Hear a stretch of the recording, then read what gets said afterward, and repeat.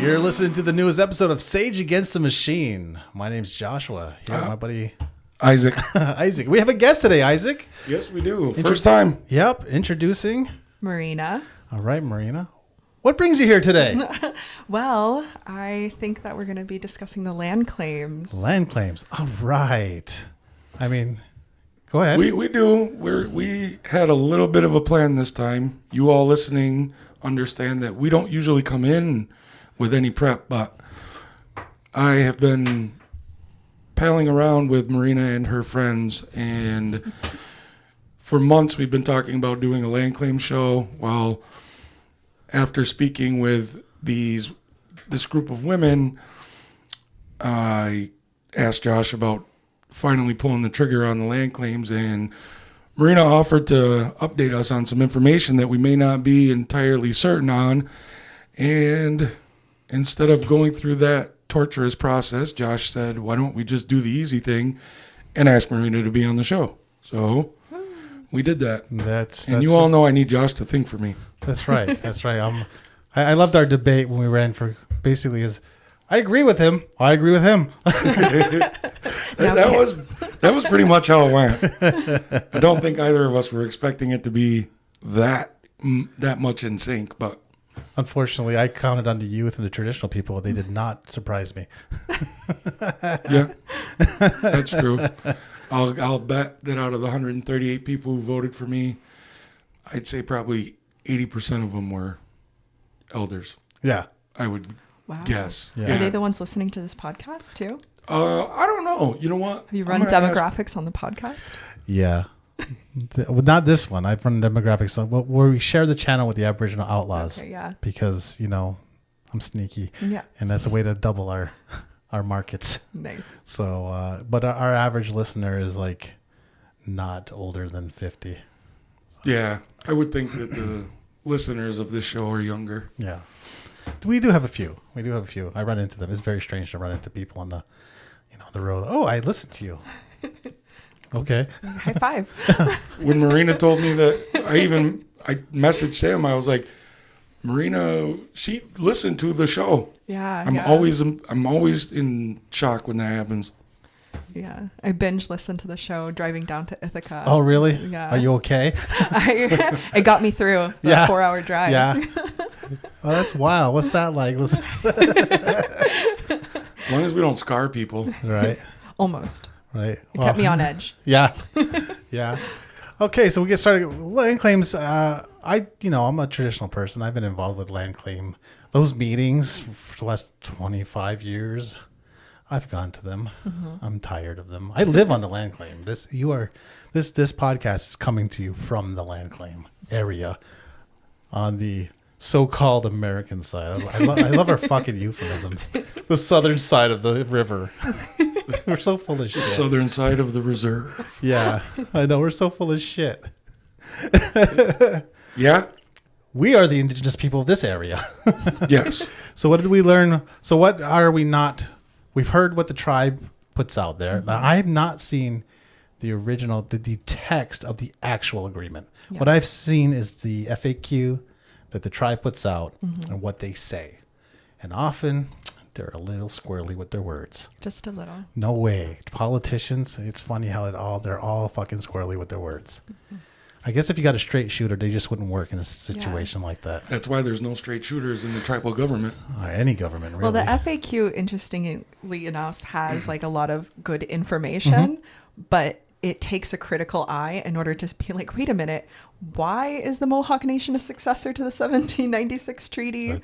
And so it's a lot of like deconstructing the information that they put out. Because we said so one time in 1972. Yep. It's not at all arbitrary. At all.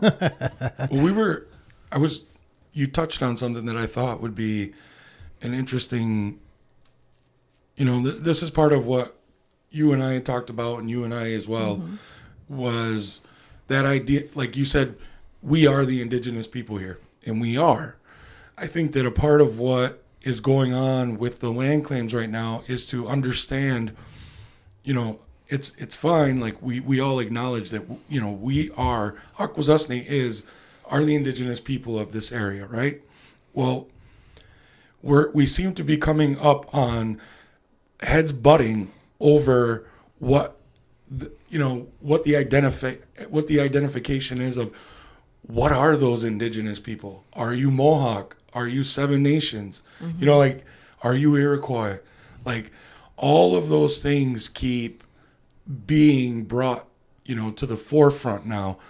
I am interested to hear what you think of that, Marina. Like, how does our vast and varied history kind of help identify who we are as indigenous people, like who we are? Yeah.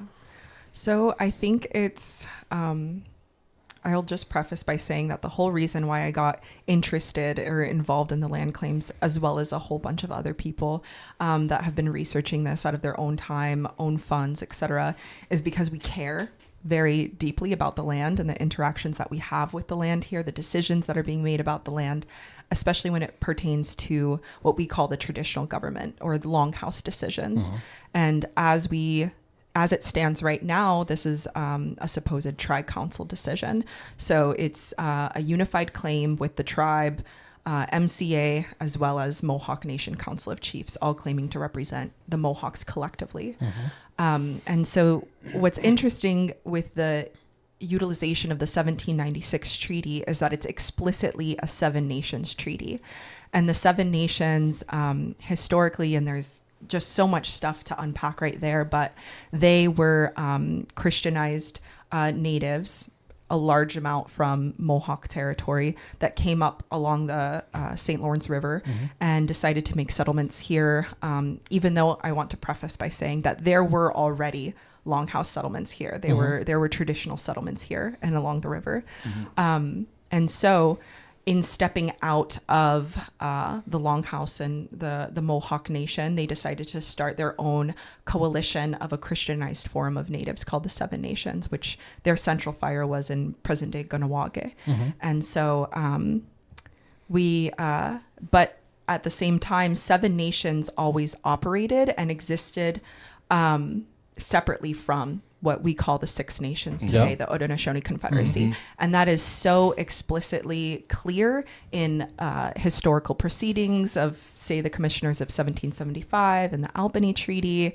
There's just a lot of historical documentation. Yeah, we have even wampum treaties between each other. Yeah, that they were distinct groups, very distinct groups. We almost conquered Six Nations one time. Yeah. My buddy Darren's got a really cool history about it. Yeah. Oh, I would love to sit down with people that identify and are strongly for the Seven Nations. Yeah. But that is to say that what's interesting in present day is that we have the Mohawk Nation Council of Chiefs, which is said to be affiliated with the Haudenosaunee Confederacy and the Six Nations, and the central fire of the Mohawk Nation here. And they are claiming to be successors in interest. So people that are adopting the 1796 treaty. And the first question that always arises is, well, what the heck is the Mohawk Nation doing in a Seven Nations treaty? What is the Six Nations doing in a Seven Nations treaty? Right. Yeah. I do have an answer to that, but what did you find out? Well, it's... I always felt as if it was the lowest hanging fruit. So we had the Mohawk Council of Akwesasne that started the land claims case in 1982. And then the tribe, as well as the MNCC, Mohawk Nation, decided to step in 1989. But they had proposed settlement agreements, and they were collaborating even before they formally entered in 1989. They signed the first pre-internal agreement in, I believe, 1986, which said that we will all come together as a tri-council and we'll solve this and go after this land claims collectively. And then over time, it's evolved into what we see as the shit show of the present-day land claim settlement. So was this before the Longhouse split? At the time that there this was amidst the Longhouse split. Okay. Yeah. And that must have played a role, been a factor in the way that things ended up shaking out, right? Had to have been. I believe so. And from what I've heard of folks that were there in the mid to late 80s and present at that, elders that I've talked to, is they said that the land claims actually was brought to the once unified longhouse, and that it was a big no. Like, we will not enter. We do not want to enter. We might observe, but we will not participate as active subjects of the court. And this was told to me by about four elders that were a part of the once unified longhouse. And so amidst the split, I don't know what happened. Yeah. But Too busy shooting at each other over fucking casinos. yeah. Yeah, that's one thing, we've talked about that here, is when it comes to like when it comes to that part, I wasn't here, so Yeah. Josh was, I don't know if you were, but I wasn't right during the thing. I was not born yet. no, No, you were not born yet. 98. No, I was. I wasn't right during the thing.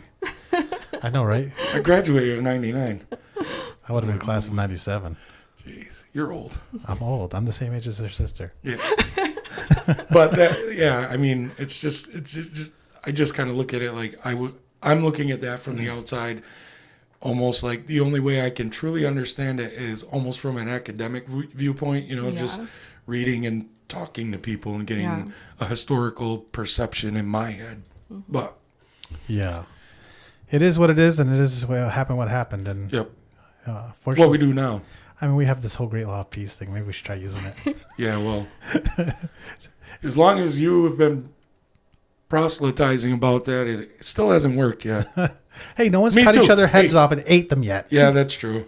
Well, And these you don't know methods what of I do when I'm alone. consensus. Just got a bucket of fingers on the fire. Yeah, That's for episode, the next one. Yeah, that's for solving tuned. problems. but yeah. So, because I was thinking about this, so now I'm anti. I don't want the settlement. I want our land. And I think when you talk about the land claims in the community, that's usually what you hear is you don't want a settlement. We want our land. But people don't participate, right? Yeah. Can't get people to meetings. We can't get people to organize. We can't, do that. So the tribe implements these rules and procedures and all this kind of shit that permits them to go forth and do these things, right? Whatever, it's to me, it's almost like unilaterally deciding that we're going to do this stuff with very little input from the community.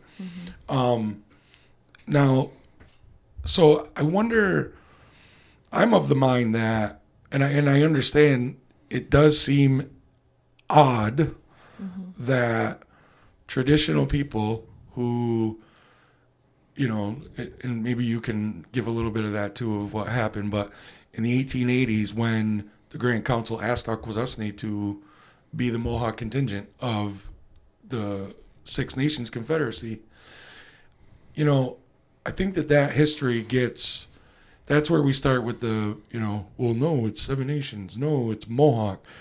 I do find it interesting, though, that traditional people since, way back, who have always identified with Guyana and accepted, to be the representative for the Mohawks in the Grand Council, I think that it does seem a bit odd that they would sign on to a treaty that they didn't, they weren't actually a signatory for, they weren't. Yeah. But now, but that treaty did still establish where we live, it did. So what do you think, how do we fight? Because we all consider those Seven Nations lands from the treaty our lands, because they are. So how do we separate those, and get past the arguing about, who we are, and you know what I mean? Like, because it seems like we waste time and they want us to waste time. And so what do we do to get away from that? Yeah. I'd actually push back just a little and say I don't think the 1796 treaty established where we are. We were very established in this region prior to the 1796 treaty. And I think that the people that signed the 1796 treaty were in my personal opinion, fraudulent land grabbers. They specifically saw an opportunity to get an audience with New York State and some U.S. federal representatives and be able to claim certain parcels of land that they could then personally sell or cut off, and then also cede the rest of New York State on behalf of the Seven Nations. But there was very much a village established here prior to Louis Cook, William Gray, etc. Right. And on multiple accounts, the 1796 treaty is fraudulent. It never passed. The Seven Nations fire. Actually, a few of them were outcasts from Onkweonwe for being troublemakers. And also they attempted to do the same in Vermont, and Vermont shut them down, saying that you have no ability to actually claim this is Seven Nations territory. And also, the treaty was never formally ratified in U.S. Congress. It was only proclaimed. So, what my question is, why are we holding so much in court over this quite interesting and fraudulent treaty, in my opinion? And so, that's where I think that we can kind of circle back to is this is a really bad settlement.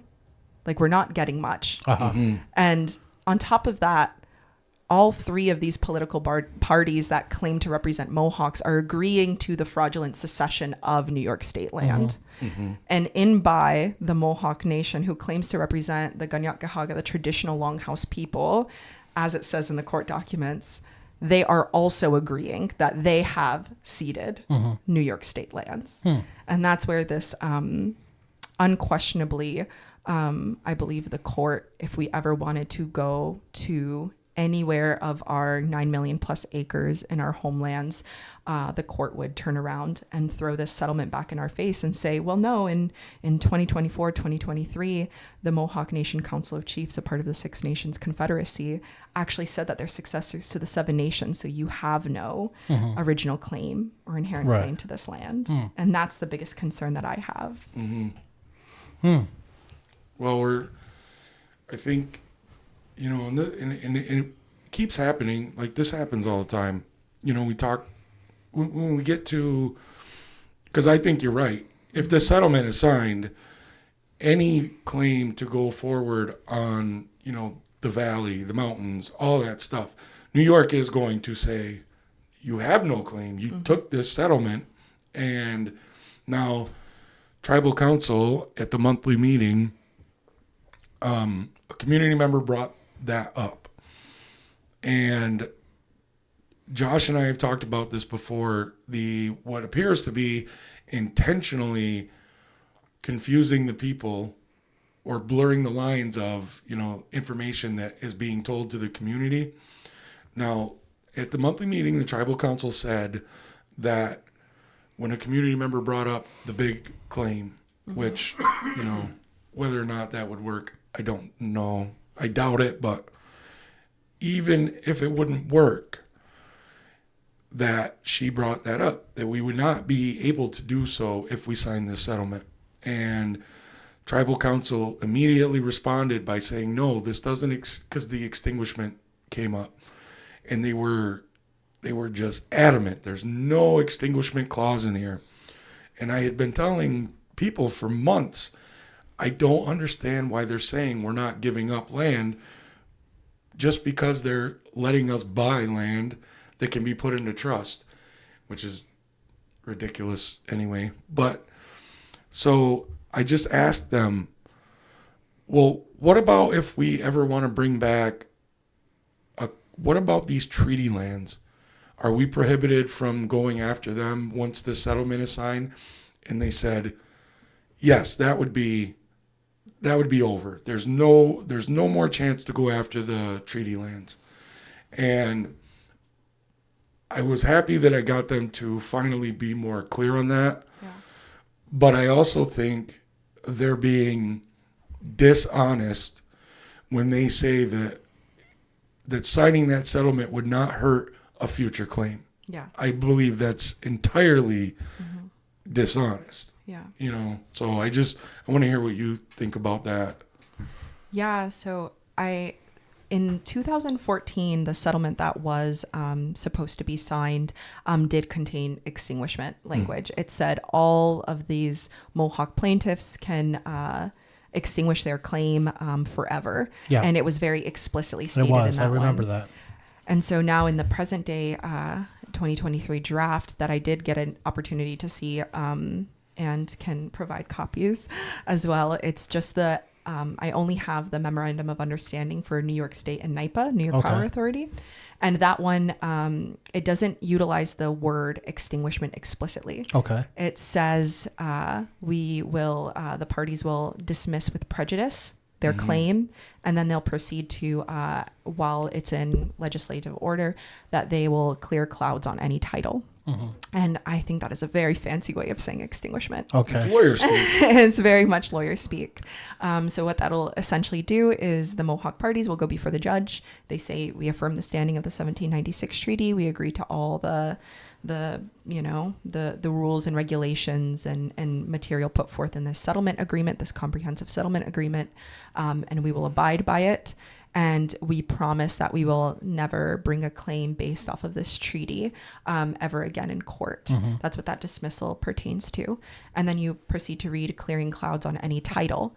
Now, that language is interesting because what's happening right now is because this land claims, ever since it got put in, it made the titles and the deeds on this land, the land that we're sitting on, very confusing and murky. And so they reference it as clouds because the title is not, it's not clean. Right. If you actually look at Franklin County, St. Lawrence County, they actually have no original deed. If you look at the deed for this particular property, it says it sits on the St. Regis Mohawk tribe. Yeah. Yeah. That's my father has threatened multiple times, like to sue tax collectors for what's the word? Sorry, I'm turning dumb.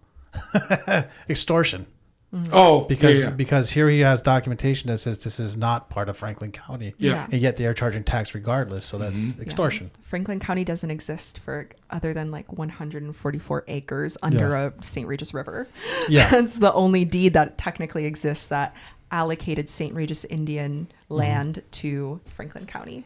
Yeah, because there are deeds there are deeds for Franklin County that are filed up there that say St. Regis. There's Mohawk that have Mohawk on them. It's I mean, it's pretty clear when you look at that stuff that there's an acknowledgement of that this land is ours. You know what I mean? Even if they don't act that way today, there at one time was an acknowledgement that this is our land. So we're saying that so if the 1796 treaty is fraudulent, you'd have to prove that. And then what? And then we go about our merry way. No. So in 2022, there was a ruling by Judge Khan saying that, this land is Indian country. And so anyone that has received any sort of foreclosures on any property that are contained within this area, those are wrongful foreclosures. That's actually, actually grounds to sue. But what's interesting is that we could have stopped there. We could have taken a break from settlement negotiations and said, this is a really favorable ruling. This is Indian country. And now we can go back to the community and figure out the best way to move forth and not screw over people in, Franklin County and other, negotiations for, say, Barnhart was interesting because the share latches were applied to it. But how do we go about this in a way that is most comprehensive for everyone now that we have this favorable ruling? But instead, we proceed with, we witness elected councils and Mohawk Nation proceed to go about settlement agreements, even though they didn't necessarily inform the people. Well, this is Indian country, and it totally dramatically changes the landscape of how we can go about these settlements now. How do you think we should proceed? And these are ways that you can go about dealing with your land on an individual claim by claim basis, or should we continue doing a settlement for the mass? And so I don't know. I think from specifically a longhouse perspective, if we had the ability to organize and to help people fight pro se on an individual claim by claim basis against taxes, property taxes, I think that would be one of the most instrumental and radical ways of reclaiming land. And just in case and affirming it's our anybody, land. just to explain to people, pro se just means you represent yourself in court. Yeah. That's all. Okay. I know you know that. Don't No, look at me like I don't that. know that. I don't know. Because what's funny about any of these proceedings, everyone's got a story. Everyone, Yeah. like I've talked to everybody. They all got a story, and they're different stories.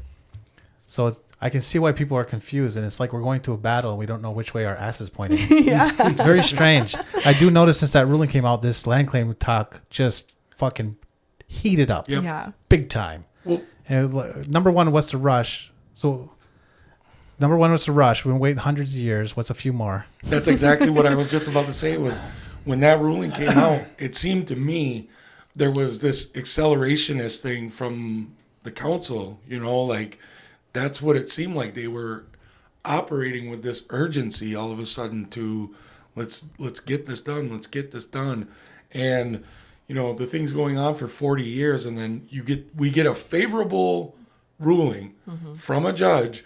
And exactly what Marina said is what I wanted to do was, wait a minute, slow down, stop. Yeah. Like, just stop and let's recalibrate. Let's Yeah. go back over this because, like, I know that, you know, we, even here, we all may not agree on, you know, because if we end up getting into, you know, like Mohawk or whatever, you know, we all, you know, there was people from all, you know, from Seven Nations, the Abenakis, there were Huron, you know, like we're Indigenous people here. All of our history needs to be incorporated, and that's why it needs to stop because we're not getting all of that in there, you know, to put together a really comprehensive, like even the history that you're giving right now, how much of that appears in any of the tribes, you know, little. Well, the tribe can't say there's no 1796 treaty. They base their entire But existence on it. that's what I'm saying. I don't know though, how is- they got to have that, but Yeah. But And- that's what I'm saying. It's dishonest coming from the start, from Yeah. them. You know, like you have to build it on the correct history. And if you have lawyers who aren't constantly telling you settle, Cheryl, you know, we may be able to come out with a different, you know, with a different result. That's just the way that I look at it, because I don't think. Look, it's been 40 years. I was 1 year. I was 1 year old when this got started, and you know the referendum in 04, 05. I was an idiot kid. You know, I didn't pay attention to this Yeah. stuff. You know what I mean? And then I think about you were born in 98. Like, what say have you really gotten in this? You know? I mean, honestly. Yeah. And I see there are, you know, there's usually one or two, I actually say young people for people under 30. But I see frustration when they speak because they're saying, I had nothing to do with this. Nothing. I had no say at all. And now these things are happening that seem to be favorable for us, or at least something we can build off of. And we're still not getting a chance to change this in any way. To voice this. Yeah. And I think it comes down to where we need to question and hold leadership accountable to where they're deriving authority from. And when you're going to pull a 2004 referendum, which had on the tribe side, like 1,100 or so participants. Was it that many? I didn't even think it was that many. On the MCA side, it was 500. Yeah. 300 in favor, 200 against. And then you have also Mohawk Nation Council of Chiefs that are claiming that because they reached consensus in 2005, 2004, which is a questionable claim, that they are able to apply that to present day. Do you have a problem with going into the MNCC situation at all? No, I have no Okay. problem. Can you explain? Marina said, you know, she just said that there are questions about the validity of the Mohawk Nation Council of Chiefs basically signing off on reaching a settlement. So it's an interesting story. So I'd like, I want to give Marina a chance to explain what's going on. Yeah, so a lot of it has to do with the fact that a lot of the reflection on MNCC's participation started whenever there was this past summer a statement published in Indian Times saying that they received the sanctioning and the authority of the Grand Council to participate in settlements. And so a couple of us went down to Grand Council and asked that very question. When, where is the MNCC authorized by the Grand Council, sanctioned by the Confederacy to sign and participate in land claim settlement decisions? And it was stated in this discussion of the Grand Council that no one had recollection of ever giving MNCC participation or authority to participate as a party in a settlement agreement. Now, fast forward, you come to 2002, we had a document surface where Joe Heath, the lawyer for Onondaga Legal Counsel, signed a statement saying that Mohawk Nation Council of Chiefs is fully supported to participate in land claim litigation on behalf of the Confederacy, and the Confederacy's interests are supported as long as Mohawk Nation is a party in this. And there is no mention of the 1796 treaty, which is interesting because when we had some certain discussions with Joe Heath, he does not recall it being, he has no recollection of it being the Seven Nations ever being mentioned.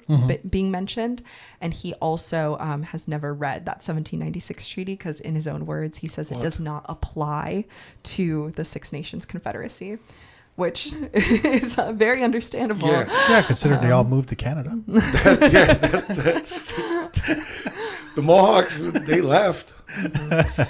But what's, I guess, most concerning is that how can you attend a Grand Council and say that you received the Grand Council's authority when it does not pass Mohawk Nation fire, or it doesn't pass your own people, through your own people. And I've talked to certain title holders, especially from Bear and Wolf Clan and one from Turtle Clan, that have said that they were never in support of land claim settlements. And they are presently not in support of land claim settlements. And they very explicitly in 2014 at a general council, there was a people's decision to remove themselves from the settlements as a party in the settlement, but that was not followed through by the Council of Chiefs. Okay, I vaguely remember that. Yeah. Yeah, see, I've never gone to that longhouse. Stop being such a chicken. Hey, man, it's not being chicken. I was conditioned. Yeah. And that's another thing We to won't hurt discuss you. is it's like, I spy on the other longhouse all the time. oh my God. Yeah, I'm sure you do. I do. You know what, though? I can't say anything because I don't go to my longhouse anymore either. I'm going to spy on all the longhouses and talk about it on the radio. Cool. I'll go with you.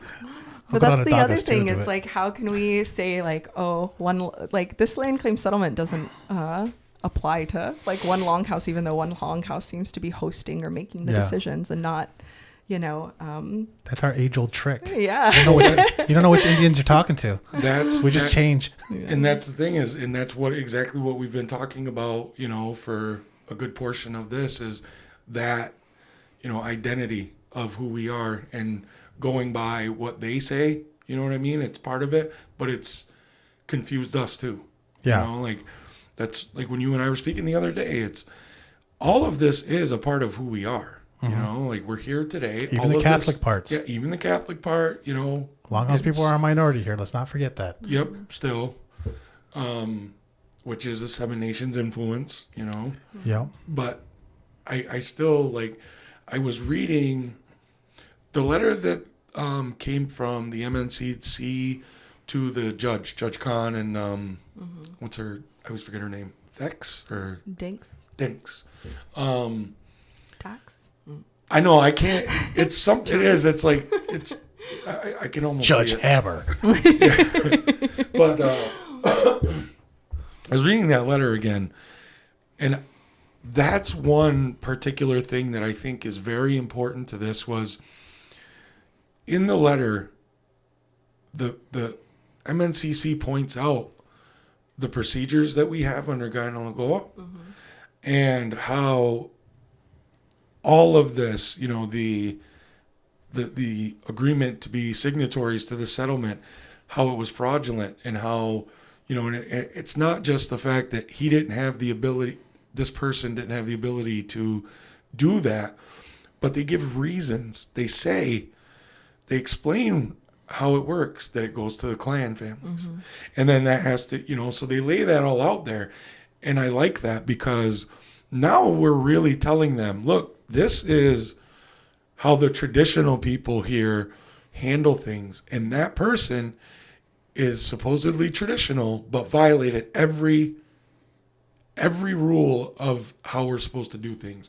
So I really thought that was, I liked it that went out there to the judges like that to say, look, this is, you know, this is who we are. These people, we have a tri-council, and you recognize in court documents that this is the traditional arm of the tri-council. And here we go. We're proving to you that this was fraudulent. Now what are you going to do? Yeah. You know, and I think it's good that you guys and you know, the people who put all that together, it was a great way to highlight that. You know, it just, I really like that. I don't know. Like, what do you, like, do you think that, like, how important do you think it is to show the outside courts, the outside, you know, the government entities, all of that stuff, what we actually do if we're doing it by protocol? Like, how important is that? Yeah, I think it's tremendously important because they'll take one signature and think it's fine. It's they say it's up to us to decide, and if it's up to us to also hold leadership accountable, or whoever's been authorized to sign accountable or not authorized to sign accountable. And so even though that letter was stricken from the court off of like a legal technicality, I think that it goes to show that there is record from title holders within MNCC that they were against and are against this land claim settlement agreement. And it's one letter in addition to, you know, Akwesasne's letter that they submitted. It's another one that Onkweonwe submitted back in 2005. It's another letter that was submitted by Onkweonwe Longhouse. Yeah. And so. So, okay. So if we're showing, it's interesting. We're showing, like, are we showing our cards to, like, oh, our traditional people don't really have leadership all that much or any cohesion. So maybe they could just be, I suspect the state will just say, well, then you just don't matter, and just go along with what they want anyway. Does that give us traditional people an out? And then the other part is what goes through my head is, I was told at the meeting I attended that if the nation pulled out, then it goes to litigation anyway, because it's already in the system for litigation. And, you know, the tribal council is very sure that if it goes to litigation, even if we won out, we would win as a triangle. And then the question they wouldn't answer and just kind of deflected, I said, if it's such a slam dunk for New York State, why are they negotiating at all? Because if it's such a slam dunk, just take it to court. Save yourself $70 million. Right? They don't care about Indians. They'll I mean, hell, the governor's husband. NIPA's paying the $70 million. NIPA. Yeah. Meanwhile, the governor's taking, how did they take $500 million from the Senecas? Yep. To build a stadium. Yep. Where her husband works. That was wild. She, like, straight out was like, whoa, here's the Bills' new stadium. I was like, hey, man, it's New York. Of course they're fucking gangsters. She's got some fucking cojones on her. Yeah, she's a fucking gangster. Yeah, that actually was a pretty gangster move, actually, even though it was a fucking shitty move. But she's very anti-native. Yeah. Like all of her stuff with the graves protection and just threw it out the window. Developers can go on here. Right. And can you imagine? Don't matter if you run into what happened? Some Mohawk guy break her heart back in the day? Can you, like, have you ever met Harry Wallace? No. Uncle Chuck from, you know, like New York, the city, but that is really one of his focus areas is like NAGPRA and stuff. Yeah. And all I could imagine was him flipping a lid when she went off on the grave protection and everything. Like, oy, I couldn't imagine. But, yeah, I don't know. I think, like, it almost sounds like I kind of agree with Josh. If it was such a slam dunk, why would they negotiate at all? And then I wonder at this point, and I'm curious what you think is, I want it to stop. I want, it seems like you want it to stop. We want to be able to have a chance to kind of re-strategize, right?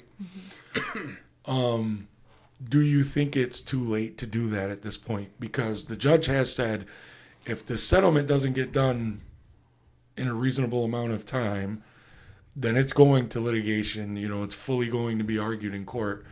And who knows how quickly he would actually, put that on for trial. But do you think that we would have time to do that, to re-prepare, I guess? I personally think that traditional government, like Mohawk Nation, shouldn't be in any court system at all. Like, very just point blank, they should not be subjects of like the U.S. federal court decisions if we claim to be under Guyana and so I separate very much Mohawk Nation from MCA and SRMT. So whatever legal strategy they decide to take, they can take based off of the authority given by a referendum of their constituents.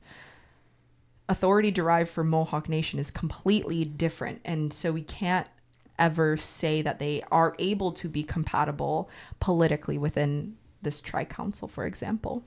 I think a withdrawal of the Mohawk Nation is the best way to ensure that there is no infringement of or potential detrimental application of this settlement in the future for other land claims or land right assertions, I should say.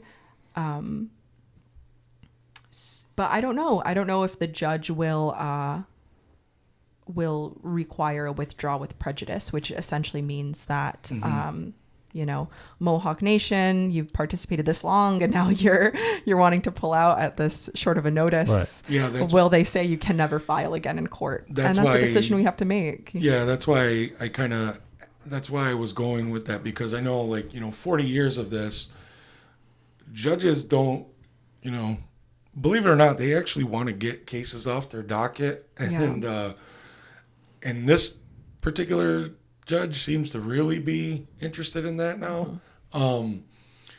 And I understand what you're saying. I agree with you. I don't think that traditional people should really be hanging any of our hopes on what I agree was a fraudulent. I mean, there was 307 Nations Indians when the first meeting convened, and then next spring it was 4. Yeah. Like that. That's what happened, and so I agree on that part. I wonder the same thing is the judge going to say, if you do this, I will dismiss this with prejudice, and you will never be able to bring a claim again. Now, if he did that, then I think, we as traditional people would be in trouble, to figure out how to do it. I just never fully trust that they're not going to they're going to hammer us as hard as they can, you know what I mean? And the reason why I asked the original question was because, if we get that word that it's going to be a no-go for traditional people in the future, can we, and I get what you're saying, like, we shouldn't involve ourselves at all with it, but is that the best, if he refuses, if he's going to dismiss it with prejudice, and he's saying then you're going to litigation, right? You don't want to sign the settlement, we're going in. Do you think that we could build up an argument in court, you know what I mean, quick enough to get all that across and to maybe be able to persuade a judge and jury?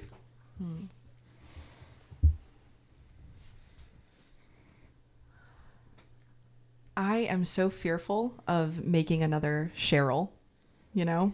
I am so fearful of Yeah, that making didn't work out good, did it? No. That fucked all of us. That was fucking pretty sneaky of the state. It's almost like they have all the power or something. Yo, I still can't, but I'm sorry too, but I got to get this out. I cannot fucking believe that liberal progressive people hail RBG as some kind of goddamn hero. Like, Yep. it infuriates me to no level. And I know she's just an old lady who passed away. I'm sorry. I can't. She did a number on all of us. I don't know why we think a U.S. judge is ever going to vote in our favor, ever. Exactly. I don't know why we think that. I don't know why we think justice exists. I don't know why we think it's anything In but court, at least. at all in the world. It's a manufactured thing. I mean, honestly, what we're seeing in the world right now is that the idea of might is right Pretty much is works. what's going. Yeah. You know? Yeah, our steel glove has a velvet. Our steel fist has a velvet glove on it. Yeah.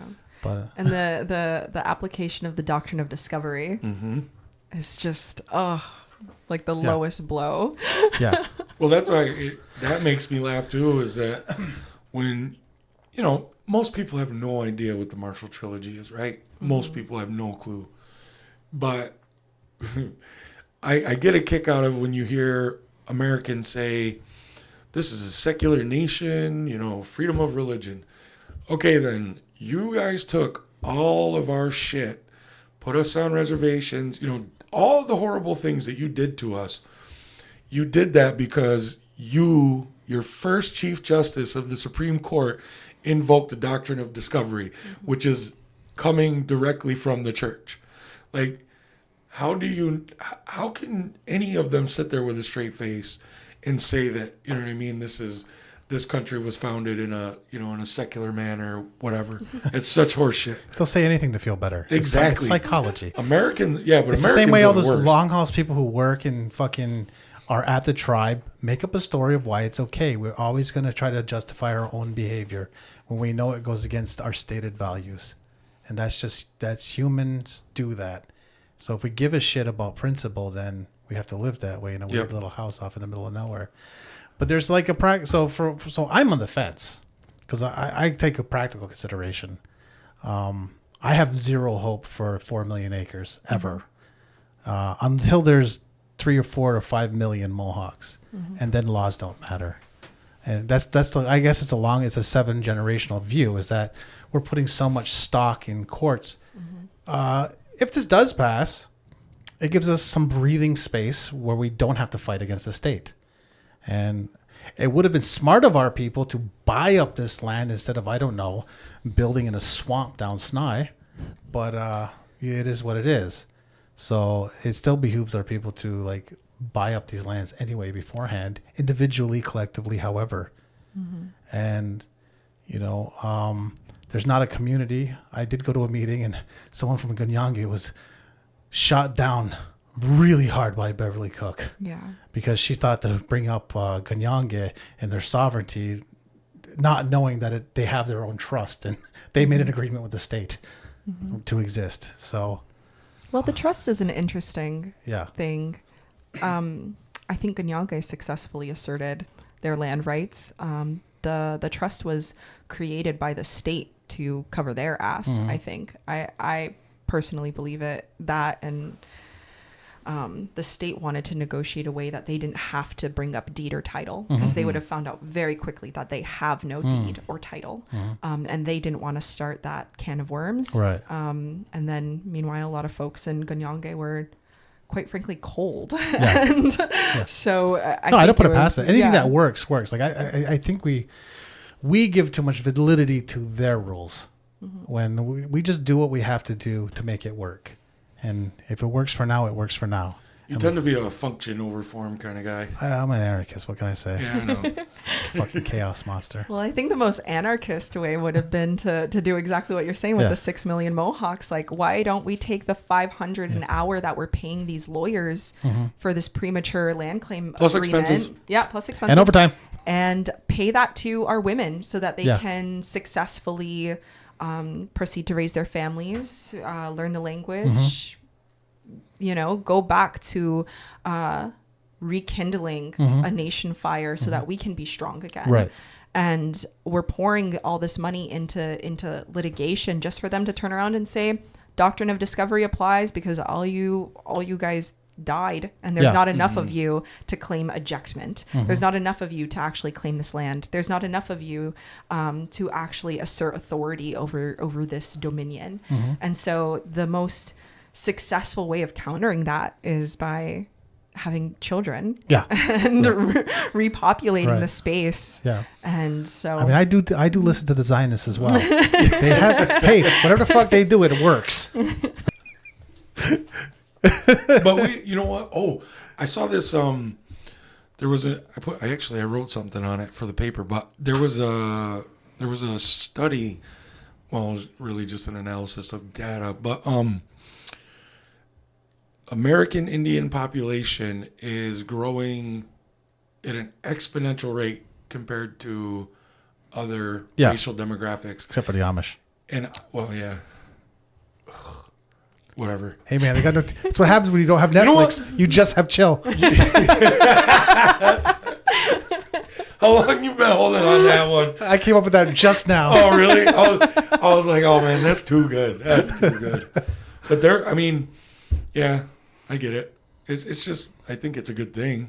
But yeah, for us to get to where until we're a block of potential voters that are, the size of Black people, Latino people. At least in a concentrated area. Exactly, right. Like concentrated, large, like truly large numbers of, potential voters. And I mean, we have, how many, I always forget, how many do we have live on territory? Like 9,000? I don't know. That number changes every fucking day. I know, but whatever. That is for the North Country, that's a fairly, sizable population, but that's not necessarily enough to just make them take stock of you all the time. Especially when we don't vote in like county or, any elections, which, I mean, maybe that goes beyond the scope of this particular podcast, but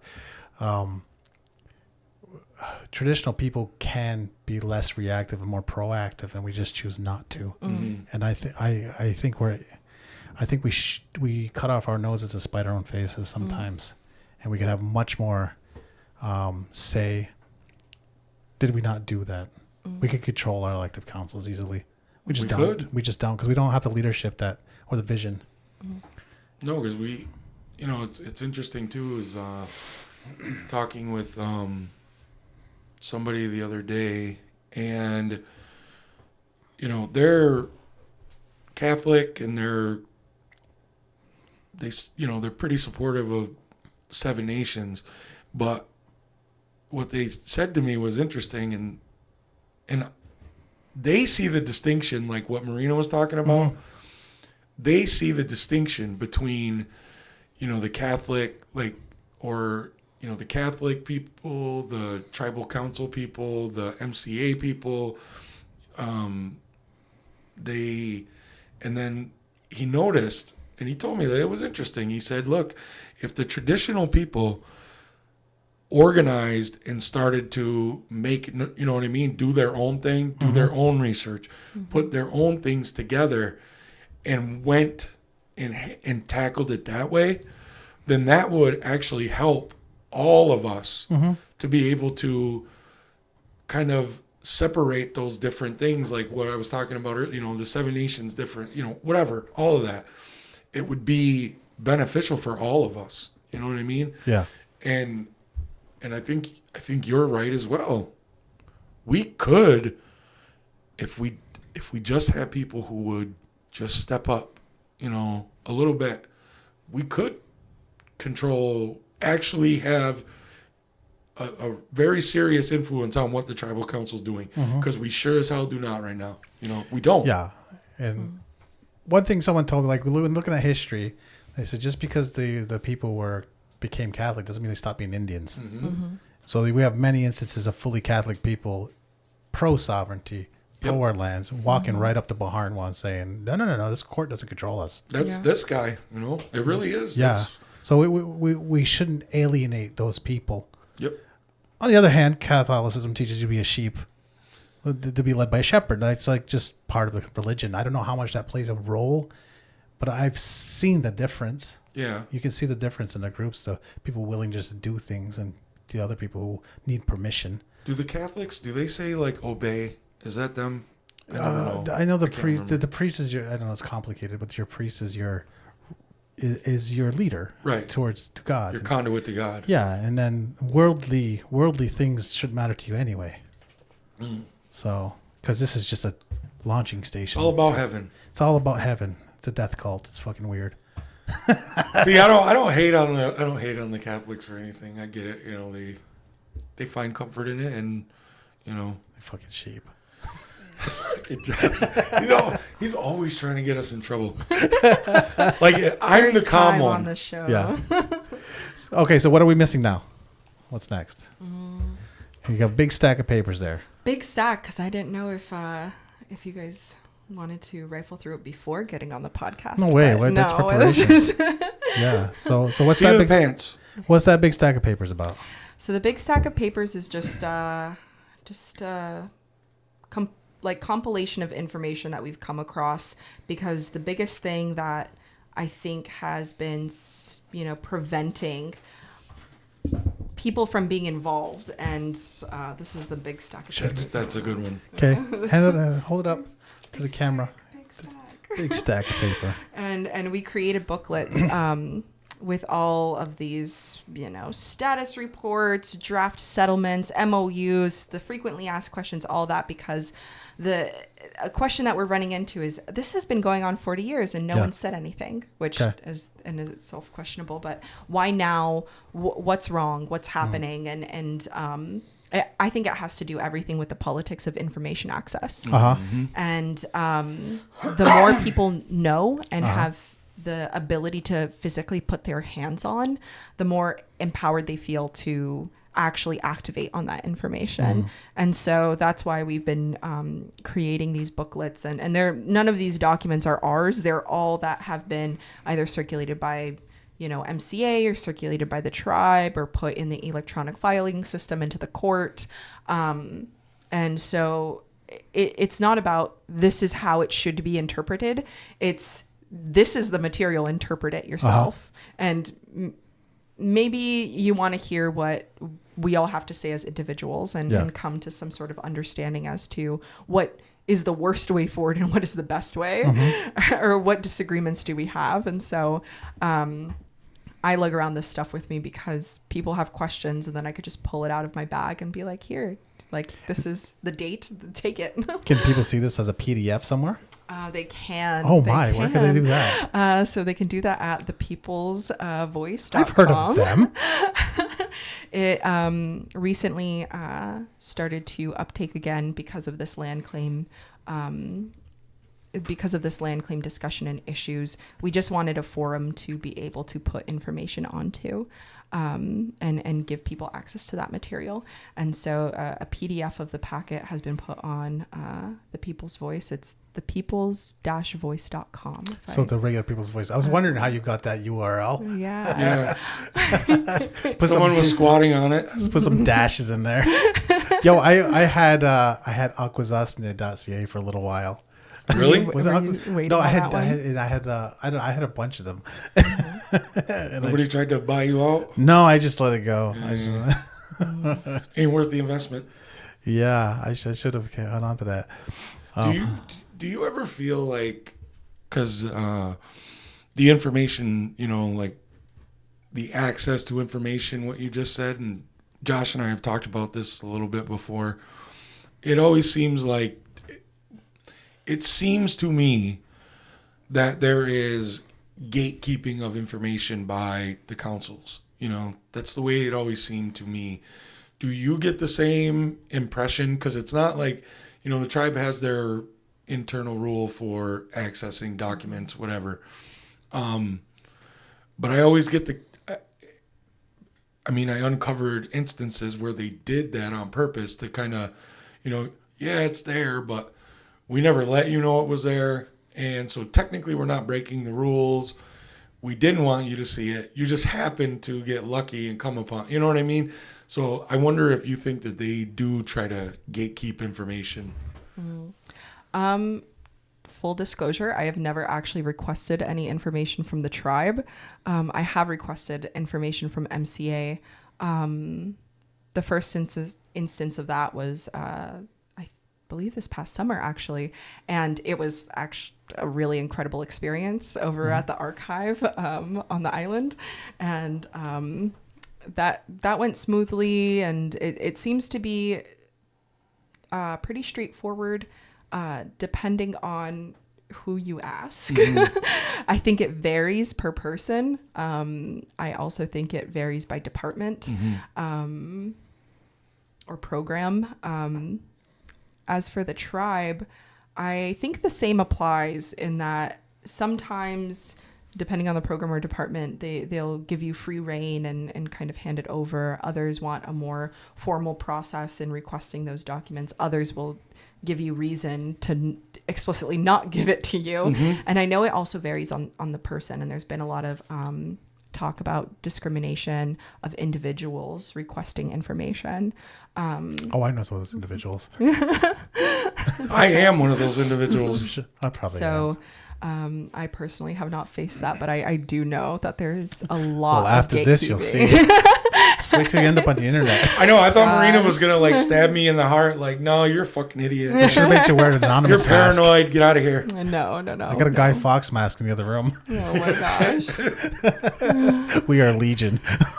But Me and I are both kind of like, we do, we tend to go off on that. Like, they're hiding things from us. And Well, no, I do want to speak to one thing about the meetings. And I over the years, for 25 years, like I was at some of those meetings, and it's just people just don't go. And that's part of it. Is why don't we know about this? I get it though. People are busy, and it's not a priority. And that's kind of our issue. We don't have to struggle enough, so we don't care as much until we're reactive about it, because now a decision has to be made. And is that always going to be? The thing is now we play catch up every single time because we're always reactive and we're not proactive, and it's a bigger it's a bigger conversation. I think that's why we made this podcast, is so people can hear these ideas and like do something about it. Yeah. I don't go to protest because I think it changes anything. I don't. I don't think the government cares about us at all. Like, we're just an impediment. But when you go to a protest, you talk to other people and you make community, and that's where it's important.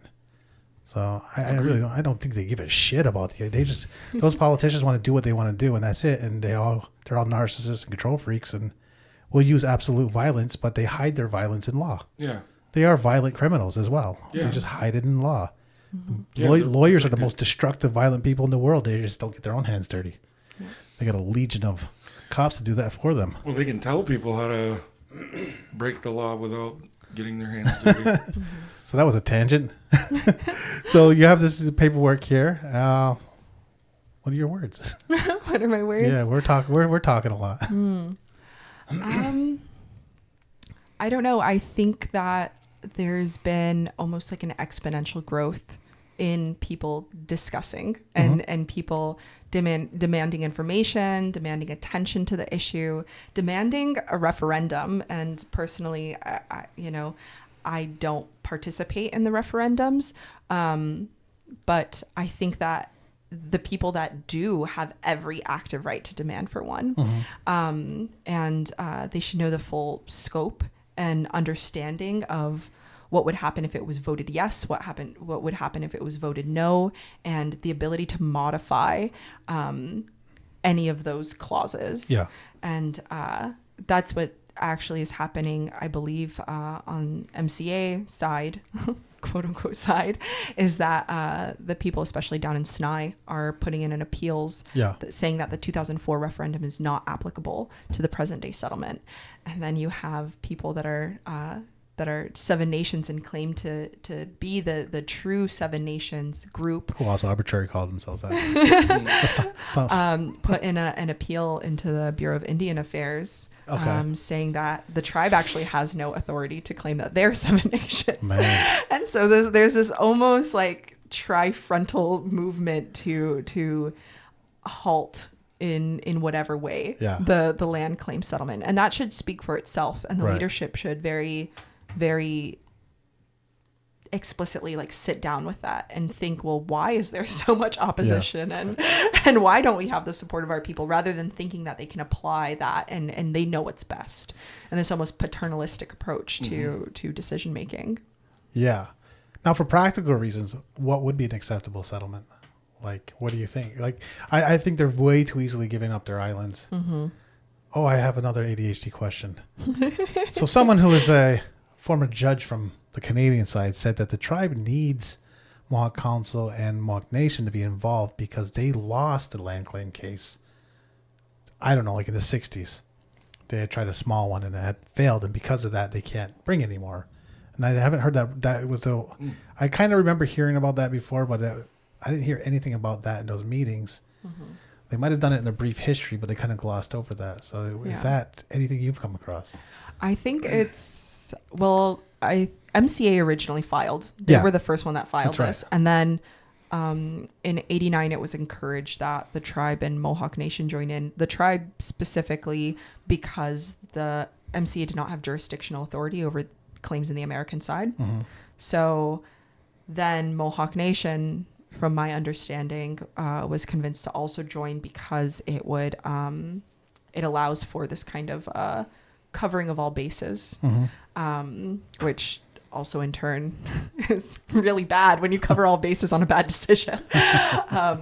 And so that's how now there's other things that are at play here. Like when you're able to make a claim collectively on the Mohawks, you want to be able to have the judges know that this place has multiple governments. Mm-hmm. It has multiple social and economic systems. Yeah.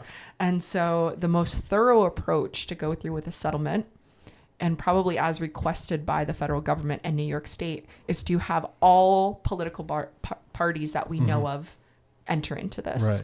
And it's also encouraged by those parties to enter in because it's like, well, now you have a settlement that states that you have authority in one way or another, even though that authority could be really, yet again, a bad decision.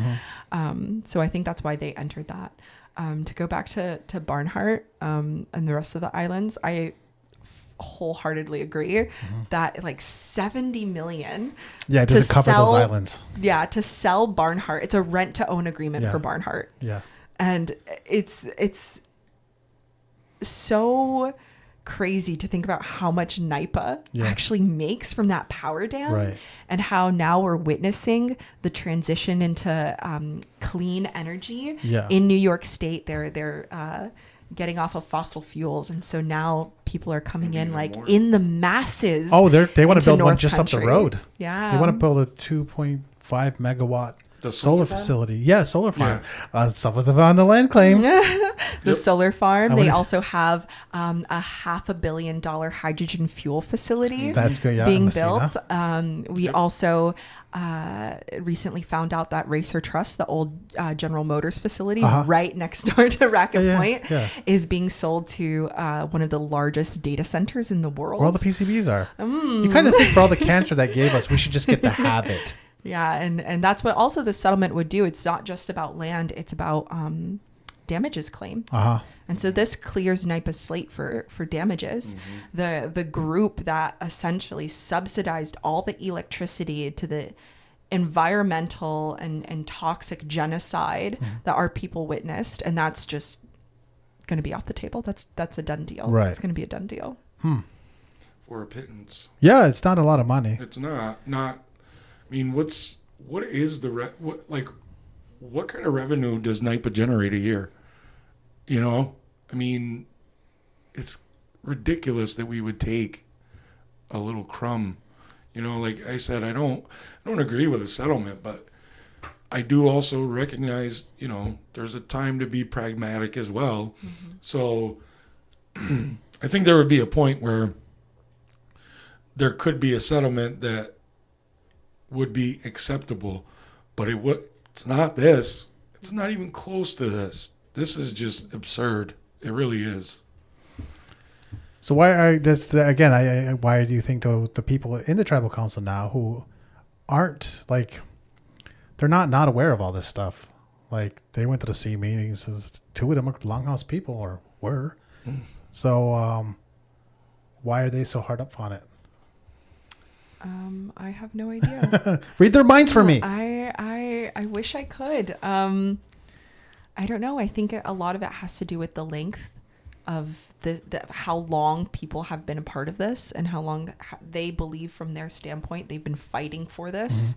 And so I think that has a huge role in wanting to finish this before the end of the term. Yeah. And so, because some psychopath might get elected next time that just wants to break things.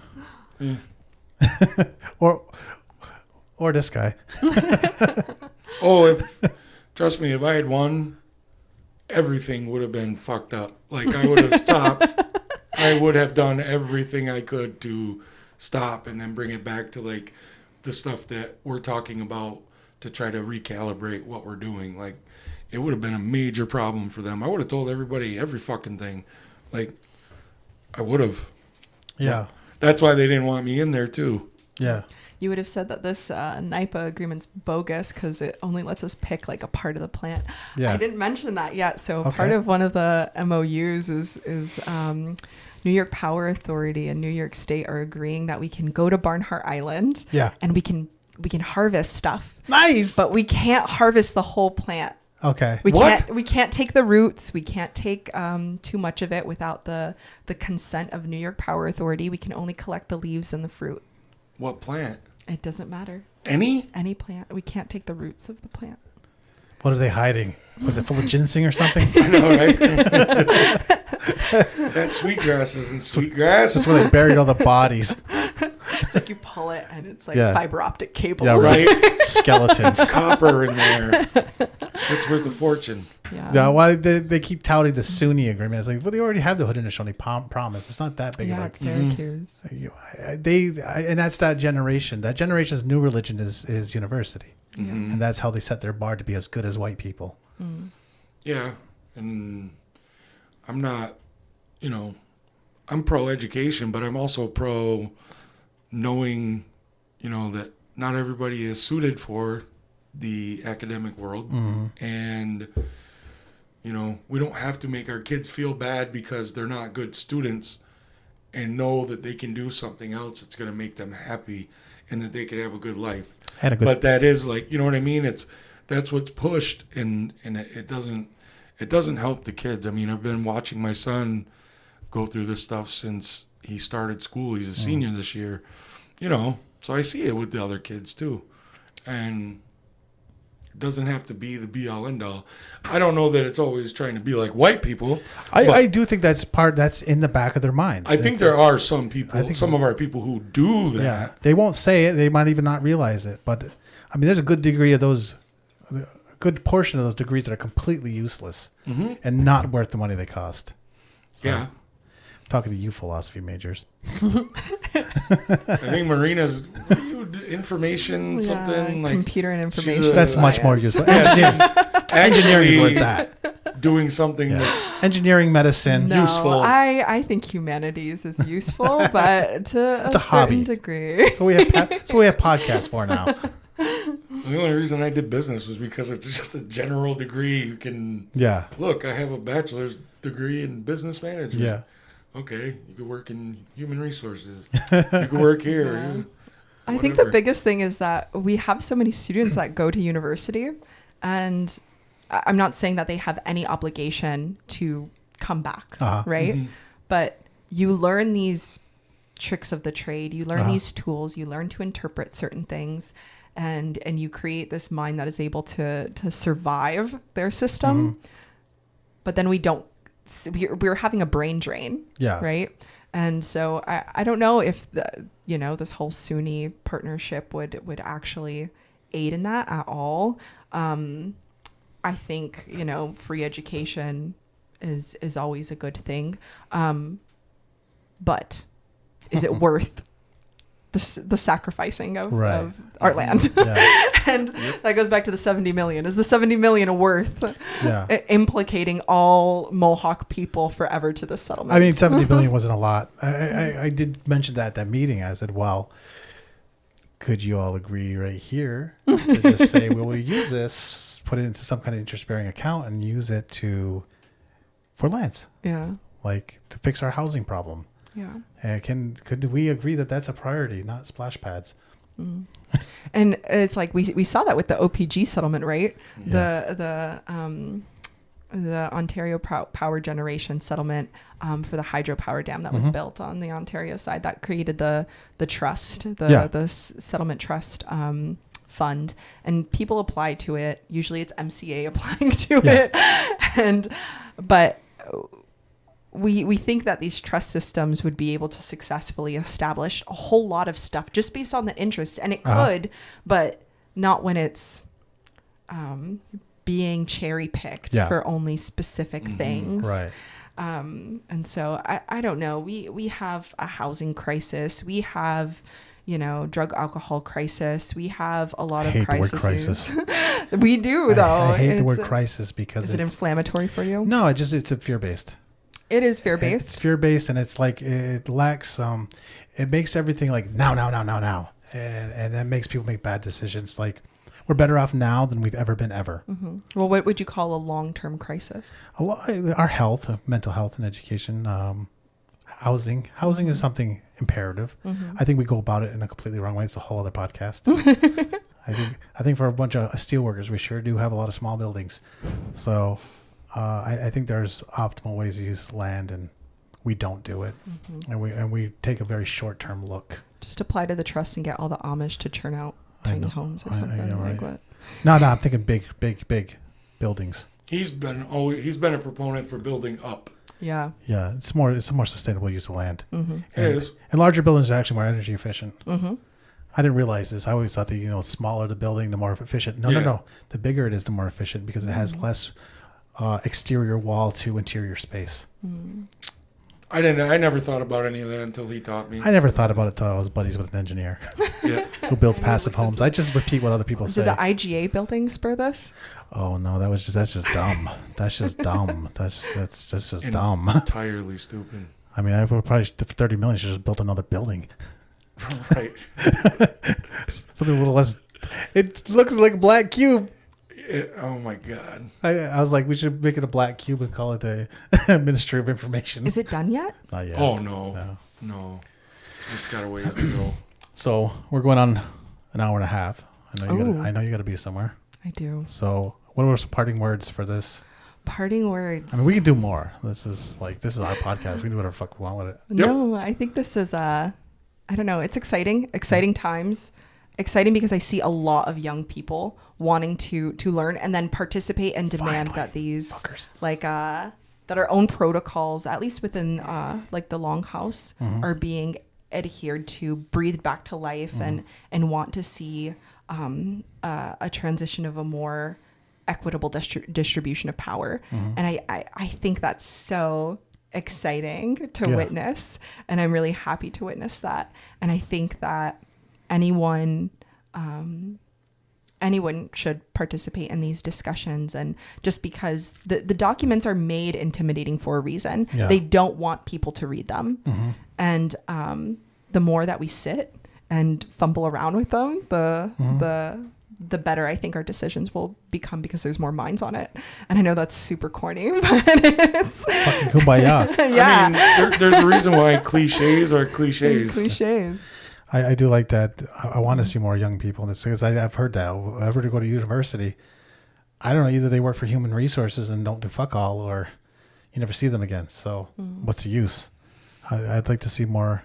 It seems like there's a gap. There's a gap in like activism, and I know people do work in specific spaces like food sovereignty and that. Yeah. There's less so on the traditional, I don't know, leadership front, I guess.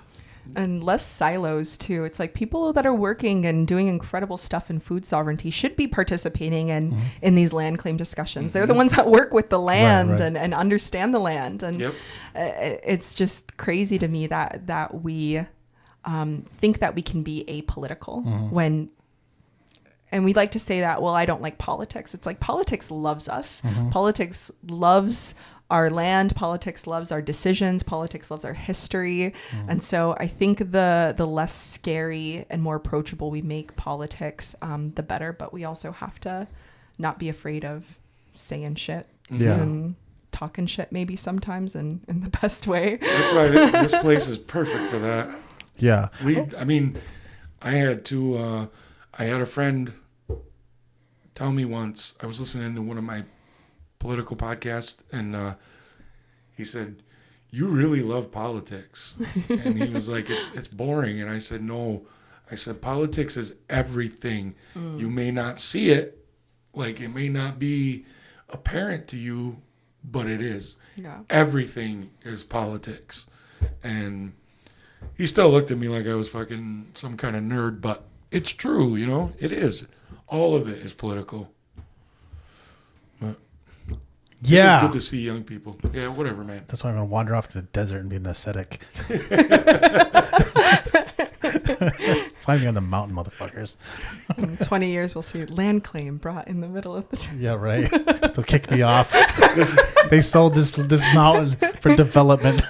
He signed a treaty. Yeah. They're gonna cut all the woods down and name it Maple Lane.